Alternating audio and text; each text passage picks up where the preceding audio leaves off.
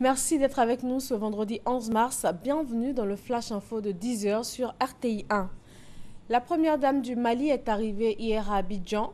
Keïta Aminata Maïga prend part aujourd'hui au gala 1001 nuits pour 1001 cœurs de la Fondation Children of Africa. Au moins 3 milliards de nos francs sont attendus. Cette somme va servir à la construction de 3 centres d'accueil pour les enfants en détresse à Ferkessédougou, à Bouaké et à Soubré. Plusieurs autres personnalités sont également attendues. Le bien-être des enfants, également au cœur des actions de l'association Ishan pour le développement et l'éducation. Cette ONG ivoiro-turque a construit des forages dans 5 écoles d'Abidjan et de Grand Bassam. Un de ses objectifs, résoudre le problème de manque d'eau dans les écoles et centres de formation professionnelle. Le ministère de l'Environnement se lance dans l'élaboration d'une stratégie nationale. Elle vise la réduction des émissions de gaz à effet de serre, notamment ceux provenant de la déforestation et de la dégradation des forêts.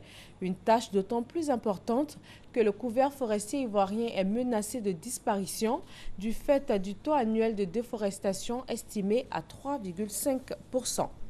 Un mot de culture, le lancement de la 9e édition du Festival des musiques urbaines d'Anoumambo. Du 19 au 24 avril, les villes d'Abidjan et de Korogo vont abriter les différents spectacles du FEMUA. Au titre des actions sociales du festival, c'est la ville de Séguéla qui a été choisie cette année pour la construction d'une école primaire. Bientôt, un centre de formation en bâtiments et travaux publics à Abidjan. Il s'agit de faire des chantiers de construction des logements sociaux lancés dans le pays, des lieux de formation grandeur nature. Un centre de formation lié au métier du bâtiment et des travaux publics devrait bientôt voir le jour en Côte d'Ivoire. Il permettra aux jeunes du secteur de se former et d'exercer selon les règles de l'art. L'annonce a été faite ce jeudi à la faveur d'une rencontre entre les acteurs du secteur. Des promoteurs et constructeurs agréés nous ont tendu la perche au fin justement de faire de l'espace de la construction des logements sociaux un espace d'apprentissage. Siriki Sangaré, président des constructeurs et promoteurs de Côte d'Ivoire, a indiqué qu'au-delà de former ces jeunes gens, il s'agit de faire d'eux des chefs d'entreprise.